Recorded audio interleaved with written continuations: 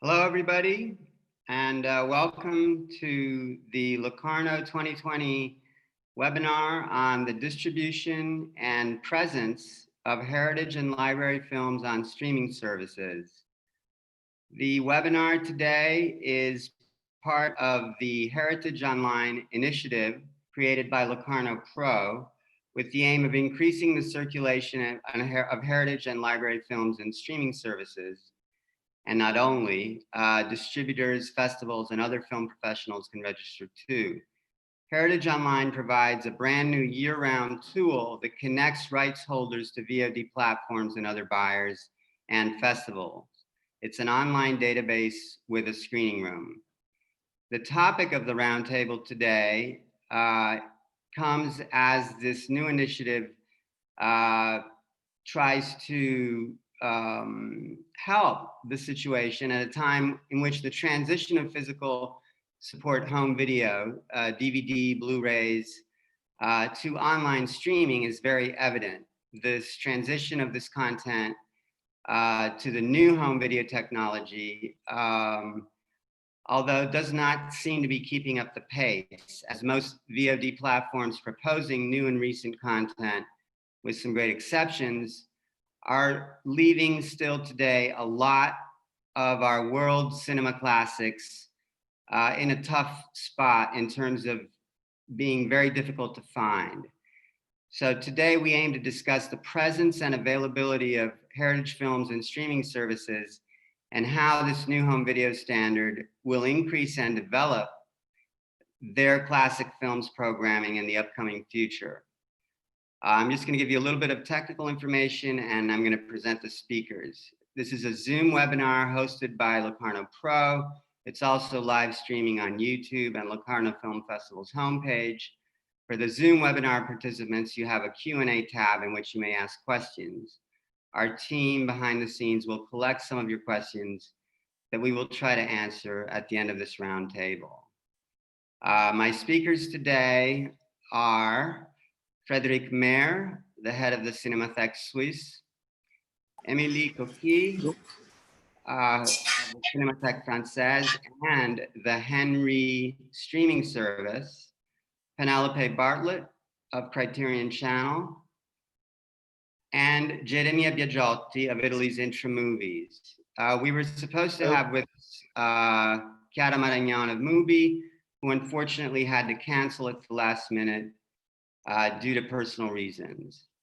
Frédéric, I'm going to start out with you. The Swiss Cinémathèque plays a major role in preservation, restoration, promotion, and distribution of heritage films in the Swiss territory.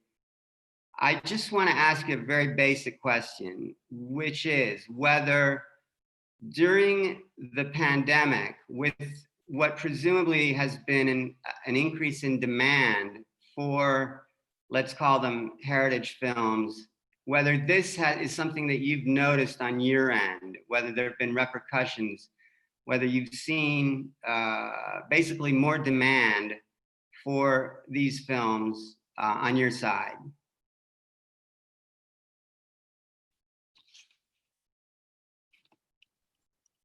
Audio, sorry.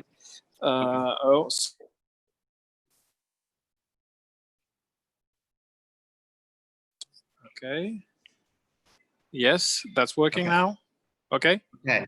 Okay. Yes. Perfect. So what we noticed is not really an increased demand because people have other things to do probably than demanding. But what we did is to propose right away, and we developed a platform of film for free. And we showed during all the time of until the end of June, we shown one classical, especially Swiss films, restored ones for free for 1 week to our public, and it worked quite fine. The other effect of the pandemic is that a lot of directors and producers noticed that Swiss ones noticed that they might not have their films on digital assets. So they decide that they decide to change their mind and to address to us to see how we could digitize their films. And it means a lot of work, and we cannot obviously afford everything at the same time for everyone. But I mean, we need an increase of interest from the production and director's side. That's for sure. Okay, okay. Because I'm not, the internet connection is not the greatest at the moment. I'm gonna maybe come back to you, but I'm gonna now go to Emily and basically ask you somewhat the same question. It's a very generic question, but I'm gonna start out with that. I mean, essentially from your standpoint, from your vantage point, what has, or has there been an impact, you know, in terms of, maybe we can not call it demand, but just in terms of, you know, maybe this kind of films being in some way more, you know, being, I cannot say anything but demand. I mean, it's the only word that comes to mind. Becoming, taking on in some way a different importance, a different value. Let's put it that way. Actually, the pandemic allowed us to set this platform and realize that it was some kind of unrealized request. We had a lot of viewers, a lot of people coming to see films that they never heard about. And because mostly they came from our collection or they came from Criterion we worked with before and restored films. It was some kind of very spontaneous act, even if we are loaning and broadcasting films all year long since decades now. Cinematheque is one of the pioneer of loaning films to others and to all screens. So actually it was a very high demand and people were very waiting, and it was very weird because we are the newcomer on the platform. We are non-exclusive, we are non-profit. We just started this with absolutely no money. It was very tiny and modest and humble project, but we were very amazed by the number of views, by the number of people coming from everywhere, because also we had in mind two aims. It was non-profit for streaming for free and also non-geolocked. For us, it's very important that Henri is accessible from worldwide. And so considering now the statistics and the number of people coming by, we are just amazed by that. We had more or less 1 million people coming, very less viewer, because we can see people watching film for all long. But for the first day, we had 50,000 people connecting to Henri, which is very amazing for us, because we are most used to theaters, and our bigger theaters is 500 seats. So you can imagine we were very, very amazed by that. That is really amazing. Was Henri, the streaming platform, something that was already on your mind before the pandemic, or is it something that that materialized due to the pandemic? There is two things.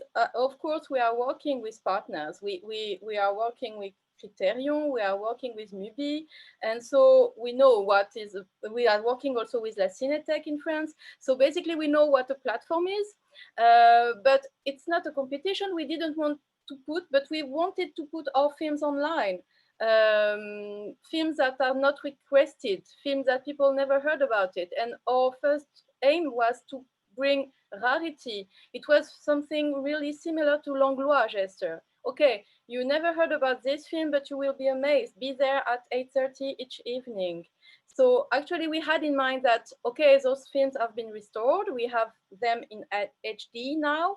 And so we can think about, yeah, setting a peer tube and putting a website and then showing them each evening, like a TV channel more or less, because we also wanted to have this broadcast surprise at 8:30 each evening.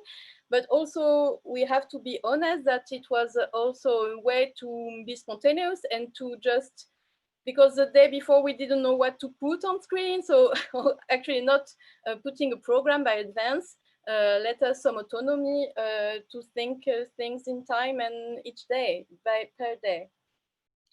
And when you mentioned the viewers, the million viewers, and it was not geo-blocked, what countries, I mean, I would imagine that France would still be the primary country that you would be playing these films for, but I'm curious to know a little bit more about the geographic aspect.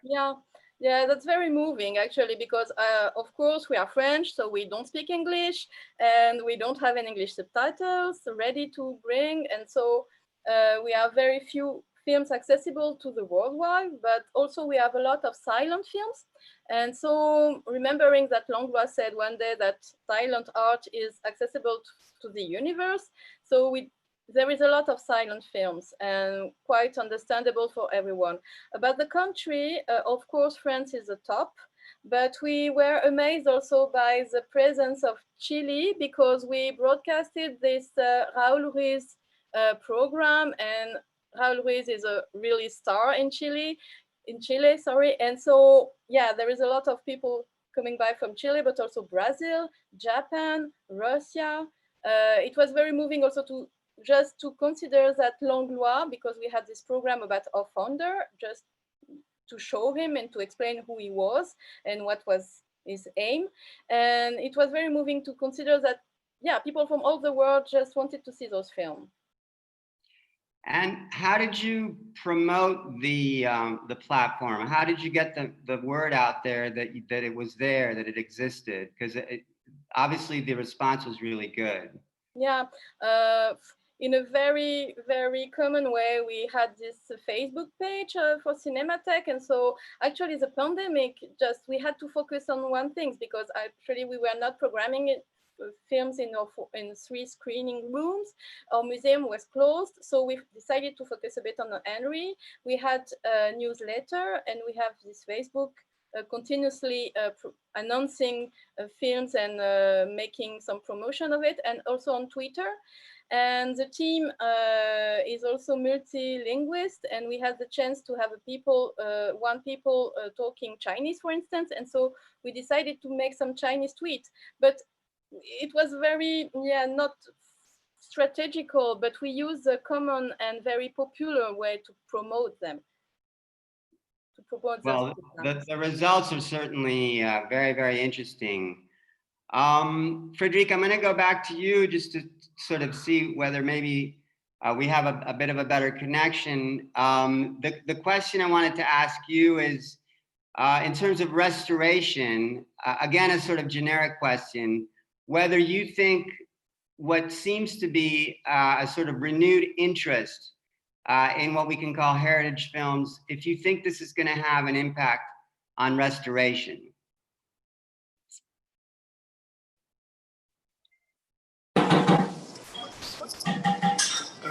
Yes.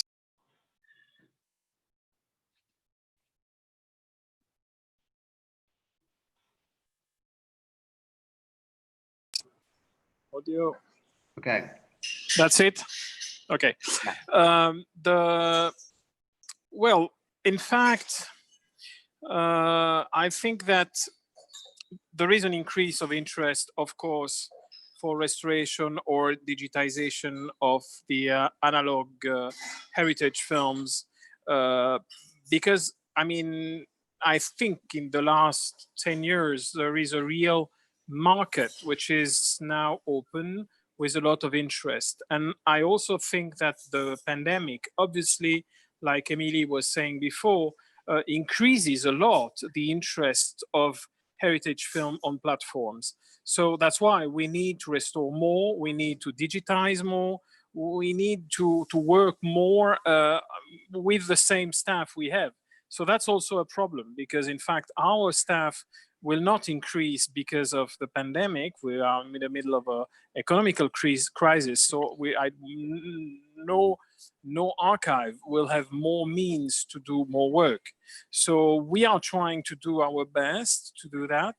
But it's true that, yes, there is a real interest for that. And I think the increase of the restoration will grow and grow in the next month, in the next years, probably, with one problem, which was also a little bit enlightened by Emily, which is what we are restoring, because there are the big titles which interest all the world, and there are the smaller one, the titles which interest in a way no one directly, because there is not maybe a commercial interest, but in a cinephile way are the more interesting films we might restore and we might present.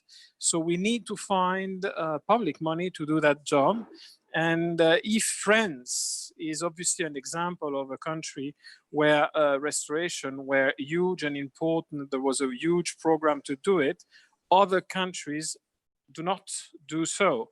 And that's also the problem, because we will have a lot of French films, maybe a lot of Americans, but some other country will not be able to restore their patrimony. Okay, well, we have a much better sound coming from you now, and visuals as well, which is great. Penelope, Criterion Channel is a VOD platform that counts over 2,000 classic heritage titles and is available in North America.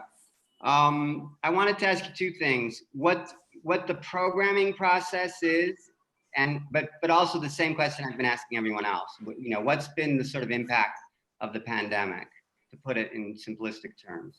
Yeah, we've certainly, with the pandemic, we have certainly seen an uptick in engagement levels, not only subscriber levels, but also just the amount of time that people are spending on the platform, the amount of films that they're watching. We also, obviously, with all of the theaters being closed, we're getting a lot of requests from our colleagues in the art house theater world to work together to continue to engage their communities, which is something that we've been able to do with the platform, which has been kind of a lifeline in this time. So we're certainly seeing that people are very engaged with the channel at this time. We're also seeing a lot of press around our programming. Again, that's a result of the fact that there is no rep theater programming happening right now in New York, Los Angeles, across the United States. So we're seeing attention being refocused on programming in streaming spaces in kind of an interesting way in the pandemic. In terms of our programming process, we basically model our programming almost around the way that one would program a repertory theater. So we have star focuses, we have director focuses, we have thematic programming, we pair short films with feature films, we present weekly double features, we do a weekly spotlight on a different woman filmmaker every week. We do a Saturday matinee that's a film that's appropriate for families. So of course, all of this is in the streaming space. So when you actually want to watch the Saturday matinee, you can watch it on a Tuesday morning, but we kind of put these sort of rep style programs in place as a way to kind of, because we have 2,000 films on the platform, I think it can be a little bit intimidating. You sort of come to the platform and you wonder where to start. So we try to offer a lot of curation and guidance to make the content more accessible to people. Okay, that's great. Just we'll come back to you and you know, get into a little bit more of the nitty gritty.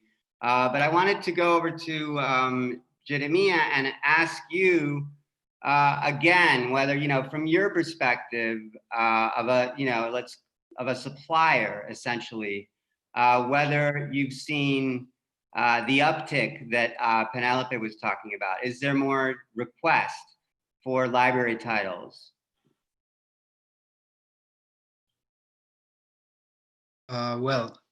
We managed to work pretty good with classics during the pandemic, And we have to say, since we represent both current films and classics, and we have a huge library, we have to say that these were the best that sold during this period, even because some current films that were sold in Berlin are still waiting to finalize the thing, I can say. But absolutely, we had a lot of work to do with the classics, but not that much through the platform. Of course, we collaborated with Mubi and others during this period, but there is not this great attention for the classics by the big players in the VOD.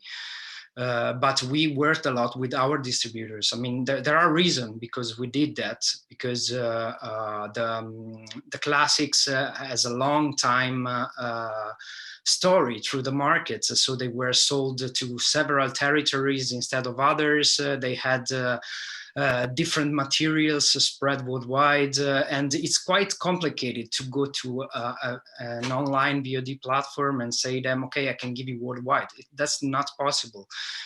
We have a lot of territories that are sold exclusively and were sold many years ago, where when the rights, for example, wasn't even existing, or not in this way they are now. And so we still need our distributors, because they do this way of working that's the Criterion does. Also, Criterion is a very good partner, I have to say, trying to put an attention of the film and make the audience find his way through the products, to the films, and not losing themselves into the multitude of classic titles that exist. So, and also putting together the promotion, the subtitles sometimes are even a problem. And what else? Also theatrical. Theatrical market is still existing for classics. It's something that is, I mean, these iconic films, this eternal masterpieces has their way also in a lot of theaters worldwide. So this year we had the Fellini centenary, and we had Fellini retrospective all over the world, even in some territories that they didn't even know which Fellini was. Like in China, there are a lot of retrospective around China, with Shanghai, with Beijing, focusing on Fellini, even if, for example, the first Fellini films are, for the Chinese, considered like public domain because it's black and white. So it's a complicated work to work with classics, but it's absolutely necessary. Now, Jeremia, in terms of promoting the films, is there a problem sometimes with materials? In other words, you might have the film, but there might be other materials that you may need. And how closely do you work with archives, or institutions like where Frederic works, or where Emily works? Is there a collaboration? How does this world work in a way? Yeah. Sort of. Yeah, absolutely. There is a close collaboration. We represent a lot of mostly Italian films, classics. So we have a long time collaboration with the Cinemateca di Bologna and Cinemateca Nazionale in Rome. And they do the restoration, we do the promotion. But the materials are quite complicated, because especially for these films that had like not a trouble, but like a long existence. They pass through different owners, through different laboratories, and finding the good material sometimes could be like a Sherlock Holmes kind of work.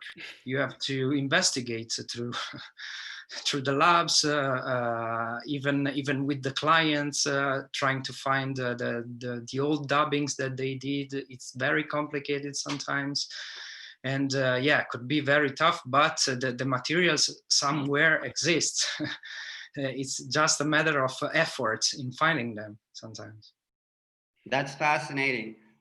Emily, I wanted to ask you, because you've launched the platform and launched it globally, how did the sort of rights aspect work? Were there issues that you had to sort out on that side? Yeah, actually, we started with the most easier films.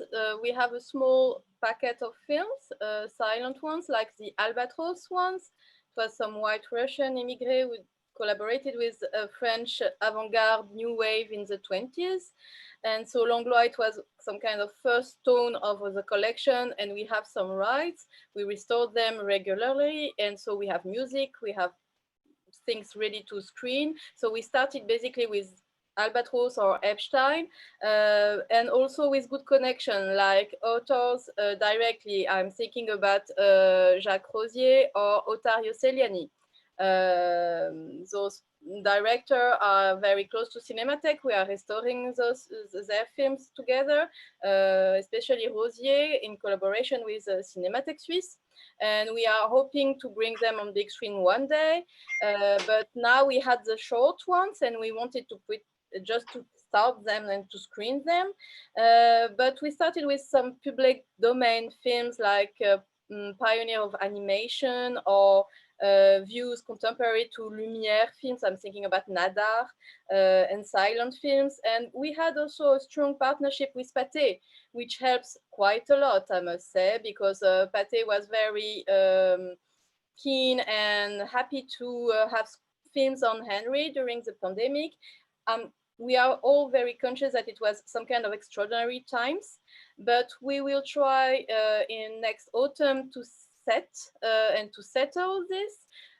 We have a strong partnership also with CNC, and we all collaborated to just put rights, but we have now a huge work because we wanted to continue and we wanted to let films online. So now we have to work with right owners and to make it stable, because we had some special agreement for the pandemic. It was free and very generously done, but now theaters are reopening and we have to think about that. And also we have to just find our place, because if Henri is a non-conformist and very happy to bring heterodox way to screen films, we have to consider others. We have to consider profit platforms and to just work with them. And we have also to consider our status with the theaters, with Theater of Cinematheque. We don't want any conflict. We won't program films only on Henry. Our main focus is to bring films on big screen, but to make it also just think about non-passive way to programming restored film and to make some echoes and clever and smarter things.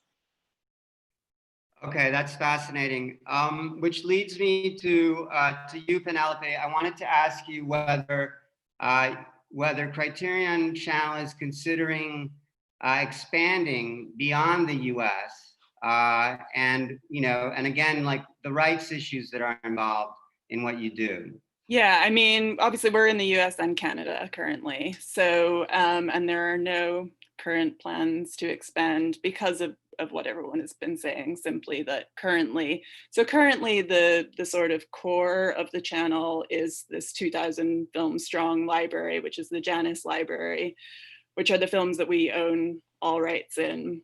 And we do own some UK rights, and our previous platform, Filmstruck, which was the Criterion channel, is sort of the new iteration of, had launched in the UK and France with the titles that we have rights for there. But there's so many titles that we would have to negotiate rights for that it would be a very long and complex process. So currently the US and Canada is the sole territories that we're able to offer the films in. We also, in addition to the Janus Library, the channel has a rotating platform of other films that we license from everyone from the major Hollywood studios through to smaller boutique distributors, through to directly from filmmakers.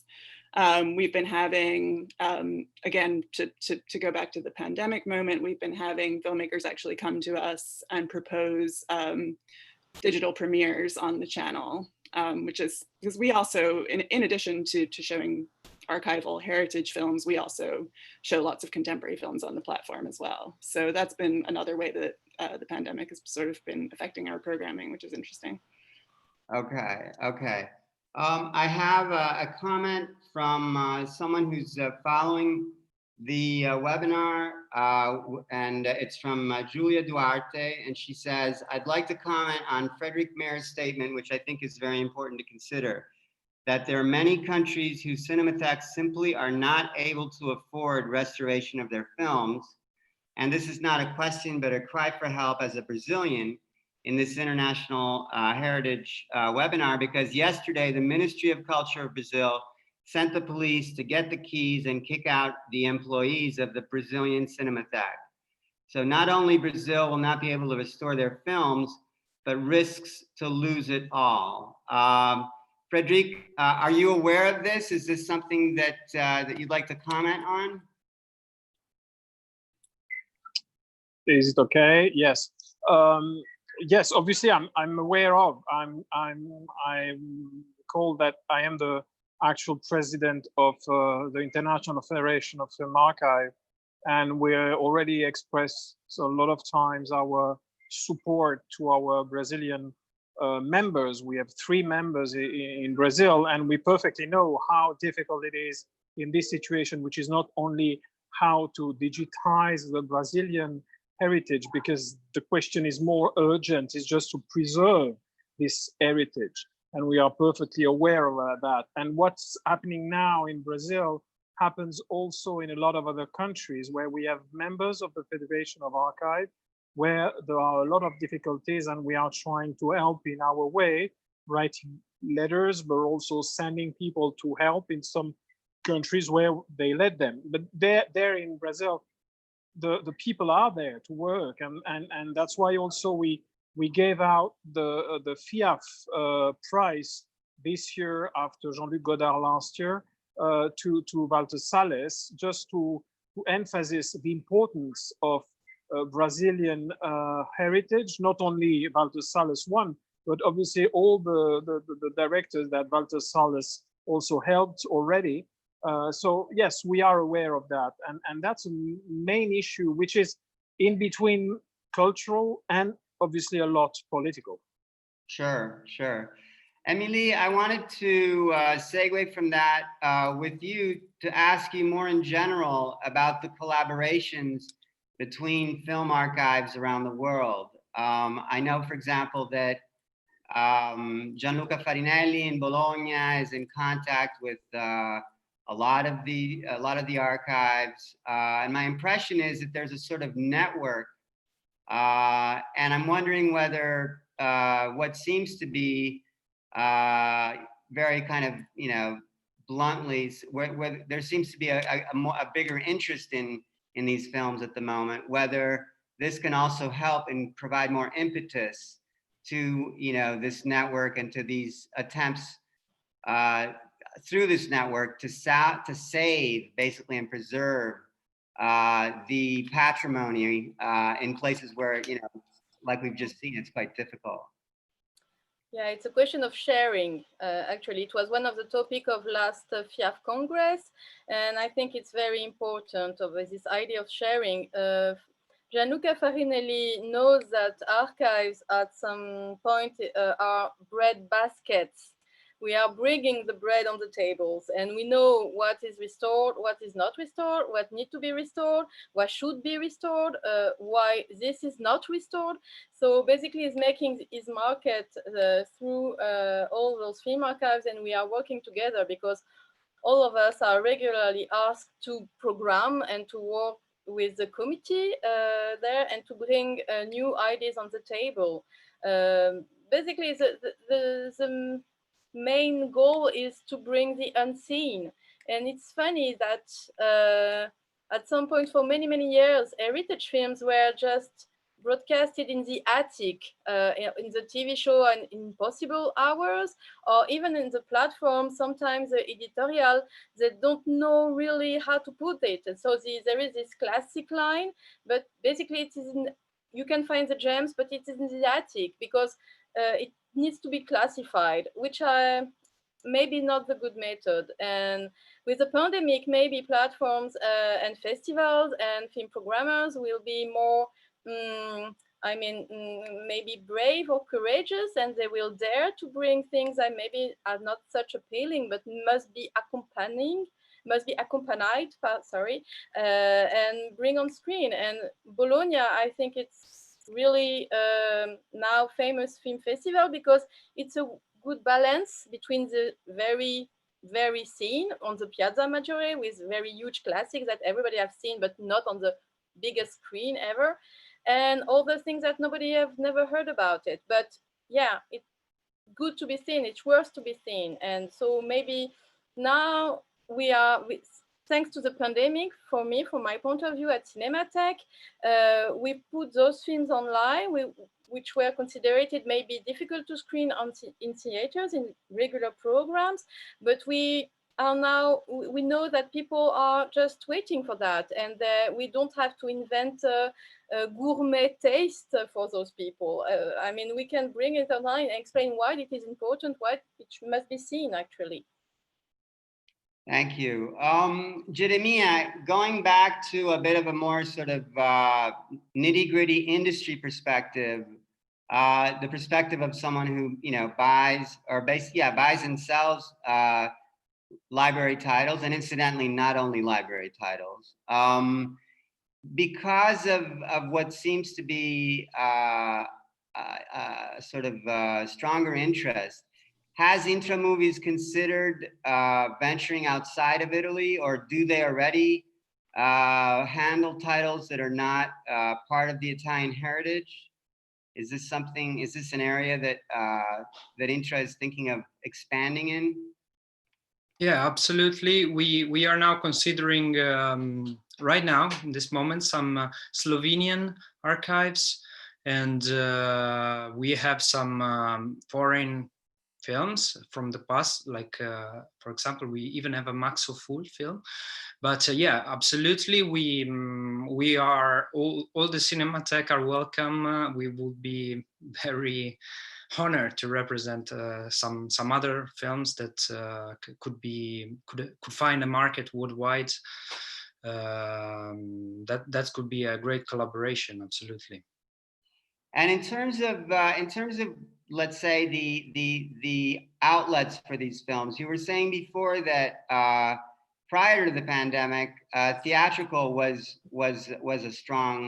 a fairly strong sort of revenue stream for you guys. I'm curious as to, it's clear here, we have specialized streamers, and they do seem to be the best sort of home for these films. But what about the big, the streaming giants? Has there been any sort of interest on their part? Are you seeing any kind of difference vis-a-vis, towards these kinds of films from like the sort of Netflixes and Amazons? Yeah, well, of course, like every other distributor during these months and in the year before, we try to approach them, we try to chase them, and well, I have to say it's quite clear that there is not this big interest by them for the classic films. You can find some in Netflix, probably there are on Amazon, but are not highlighted through their multitude of lists. And well, I can say some practical reasons why that's happened, and basically it's also what I said before, that it's quite complicated to find a lot of territories available for the film, since the film are already released in some, and it's sometimes complicated also to match all the availabilities, and maybe that's a job they don't want to waste time on. But I think that there are also some cultural reasons, but these maybe are only speculations. Well, we know that they need some sort of films that are like more comfortable to put into their own algorithms, and maybe the classics films are not the best fit for that. But yeah, they are opening. I think in the future there will be more space for this kind of contents. But absolutely, these films needs some sort of benchmark, some sort of not distributor, but it could be critics, it could be institutions that put highlights, and maybe the best thing to do that is to coordinate it towards all the segmentation of availabilities in different platforms that are growing and growing. And also the big players are not anymore Amazon and Netflix or Hulu. There are more than that, and there are many upcomings. So if there will be like a sort of movie, more like interested in different kind of films and having a focus of classics, I think this could be a good possibility. But otherwise, the fear is that they could be lost. Sure. Penelope, on this subject, I wanted to ask you, we haven't talked about, just classic sort of, DVDs, which my impression is are still a viable distribution method for heritage cinema. But I'm not. There may be an erosion there. I just don't know where things stand. And if you could tell us a little bit about that. I'll do my best. I am sort of exclusively on the streaming part of the company, but yeah, certainly Criterion are still, put out 6 Blu-ray DVD releases of classic films every month. We have a very robust business around physical media. In the streaming space, and I was just going to sort of harken back to something that Emily said, there is quite a lot of freedom in the streaming space that we have, where we can show very niche films, experimental films, because we also have this library of 2,000 titles, many of the sort of classics of world cinema. So we have people subscribing for that library, and then we're able to kind of take risks with our programming on the channel. That I think it's harder to take with the physical media, because you're obviously, to be sort of blunt about it, you're trying to sell a certain number of units. So, we do release sort of smaller films that we know aren't going to be big sellers for the company, but we also have to balance that with releases that we know will sell well, whether it's a Bruce Lee box set or, Philadelphia Story, like a classic Hollywood title, which allows us to then release these smaller films. Whereas on the channel, we're able to sort of present all of those films at once. And because it's just a monthly or an annual subscription fee, there's no, there's no sort of restrictions around what we can present. What specifically did you want to know about Blu-ray, DVD? Well, just if it's still, if you've seen like you say, it's not your specific field, but whether your impression is that, that we're looking at, because in general, of course, the DVDs are becoming a thing of the past. My impression is that in this specific sector, they're still holding up. Yeah. Well, and I just wanted to sort of verify that a little bit with you. Yeah, I think for Criterion, there's some people that have very much a collector mentality who really want to have, those spine numbers on their bookshelves, who love the sort of tactility of it, the really beautiful art that accompanies our releases, the essays and the special features, even the quality of the Blu-ray versus streaming something is probably going to be higher. although that's something we're always trying to improve with the channel as well. So yeah, certainly I think that our particular disc releases have a very sort of dedicated following, which we generally, I mean, we don't at all see that as something that cannibalizes, the streaming service is something that cannibalizes that, or vice versa. We see them very much as sort of hand in hand. Most people will be buying, you know, between 5 and 20 of our physical media releases a year, 20 being, you know, if you're a really sort of dedicated collector. And I think most of those people supplement those purchases with the channel as well, because, you know, why not have access to the 2,000 additional titles at any time, as well as having the physical media. I don't think there's many people that would purchase our discs regularly and not also subscribe to the channel. I think it's generally people who are big fans of Criterion and our collection in general. Sure. No, that's interesting. Emily, I think we're kind of winding things down at the moment. I wanted to ask you, just from your perspective of, you know, leading this very prestigious institution in France, which is, of course, a country where there's a very good consumption, or let's call it consumption, you know, where people, you know, see classic films in movie theaters, or they did before the pandemic. And of course, the streamer you've launched has been such a success.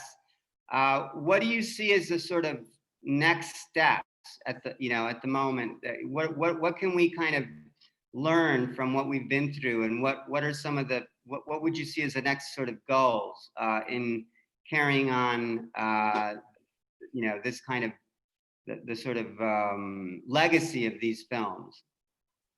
I just want to jump on what Penelope said, that it's a very interesting focus, that maybe we have to reconsider a way of programming and the noble aspect of prescription. You mentioned, when you were introducing the panel, you were saying that some films are very difficult to find. But it's maybe not a question of to find, because most people going to Netflix or major platforms, they know what they want to find. They need to find it quickly and very straight. But for more independent, such to say, non-conformist, we have the luxury to, okay, please accept our offer and watch what we are proposing you. And I think that Criterion channel or Cinematheque or Henri is proposing things that it's not the regular menu, but you will find things. And it's not hidden in the attic for curious people. It just broadcasted mainline, on homeline and homepage. And I think that's something really important. And we were very happy, because I must say that Cinémathèque Française, we know that Godard, Truffaut, they followed the Langlois taste. They went to the Cinémathèque and watched films because Langlois programmed them and Cinémathèque Française programmed it. But now maybe it's more difficult, this idea of prescription. I know that it's good and I'm telling you, you should watch it. It's very difficult.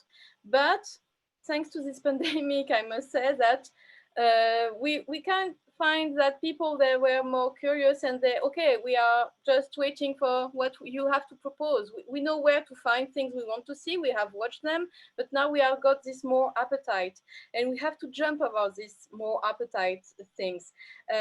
For our next step, maybe, as I said, that it's be more accurate about the definition about the cinema, the object with the DVD, the Blu-ray. Actually, we are working with Criterion, and we are believing that objects are still important, that DVD and Blu-ray are still important.